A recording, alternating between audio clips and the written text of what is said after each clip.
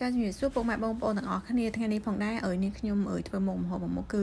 ឆាខ្ញីផងដែរចាគឺសាមញ្ញស្រួលងាយណាចាខ្ញុំមានខ្ញីប្រហែលជា2ខាំខ្ញុំដាក់ខ្ទះអញ្ចឹងមកចាឲ្យស្ងួតទឹកចាបន្ទាប់ពីស្ងួតទឹកហើយខ្ញុំក៏បានដាក់ខ្លាញ់ចូលចាដាក់ខ្លាញ់ចូលឆាឲ្យរៀងក្រៀមចានេះខ្ញុំយកចិត្តឆារបៀបក្រៀមណាក្រៀមមើលទៅឡើងក្រហមអញ្ចឹងគឺតំណងញ៉ាំឲ្យឆ្ងាញ់ទៀតបន្ទាប់មកខ្ញុំដាក់ខ្ទះមួយទៀតដាក់ខ្លាញ់ចាពេលដែលខ្លាញ់ក្តៅហើយចានេះខ្ញុំក៏ចាប់ផ្ដើមដាក់ខ្ទឹមចាខ្ទឹមជ្រាំចូលខ្ទឹមសហ្នឹងចាចូលឆាខ្ទះឆារបស់យើង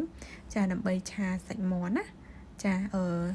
ឆាខ្ញីហ្នឹងគឺខ្ញុំឆាជាមួយនឹងសាច់មាន់ណាបងប្អូនចាបន្ទាប់ពីដាក់ខ្លាញ់ឲ្យរៀងខ្ទឹមឆាជាមួយខ្លាញ់រៀងឈ្ងុយហើយខ្ញុំចាប់ផ្ដើមចាត្រឡប់ខ្ញីរបស់យើងបន្តិចចាហើយក៏ចាប់ផ្ដើមចាក់សាច់មាន់ចូលចាឆាជាមួយខ្ទឹមចាឲ្យស្ងួតទឹកចាស្ងួតទឹកឆ្អាបហ្នឹងឲ្យរៀងក្រៀមតិចទៅចាឲ្យមាន់យើងឆ្អិនណាចាហើយបងប្អូនធ្វើខ្ទះ2អញ្ចឹងលឿនចាខ្ញុំចូលចិត្តធ្វើខ្ទះ2អញ្ចឹងណាបន្ទាប់មកខ្ញុំដាក់ទឹកស្អ៊ីវចាទឹកស្អ៊ីវប្រហែលជាប៉ុណ្ណឹងទឹកស្អ៊ីវគោយើងចាទឹកស្អ៊ីវខ្មែររូបគោយើងហ្នឹងបន្ទាប់មកឆាត្រឡប់ឲ្យរៀងចូលជាតិចា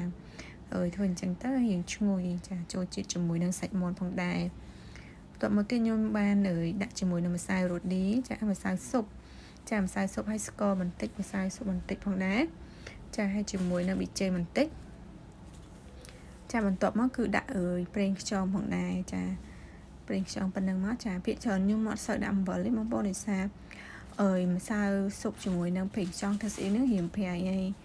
ហើយបើសិនជាបងប្អូនចង់បានប្រៃអាចដាក់អំបិលទៅចាដាក់អំបិលបន្តិចទៅក៏មានរសជាតិឆ្ងាញ់ដែរអញ្ចឹងណាហ្នឹងហើយបន្ទាប់ពីឆាហើយ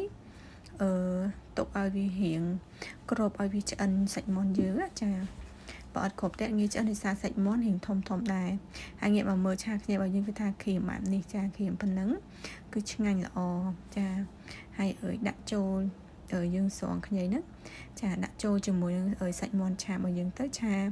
ឲ្យរៀងចូលជាតិត្រឡប់ជាមួយនឹងសាច់មាន់ទៅចាខ្ញុំចូលចិត្តឆាបែបហ្នឹងបងប្អូនដោយសារឆាអញ្ចឹងទៅគឺឆ្ងាញ់ណាចាញ៉ាំបាយឆ្ងាញ់មែនតែនចាហើយឈ្ងុយទៀតហើយបន្ទាប់មកខ្ញុំឆាឲ្យរៀងចូលជាតិជាមួយនឹងខ្ញីជាមួយនឹងសាច់មាន់ចាបញ្ចូលគ្នាទៅឆារៀងយូរដែរបងប្អូនចាបន្ទាប់មកខ្ញុំក៏បានដាក់ជាមួយនឹងស្លឹកខ្ទឹមចាភាគច្រើនស្លឹកខ្ទឹមខ្ញុំ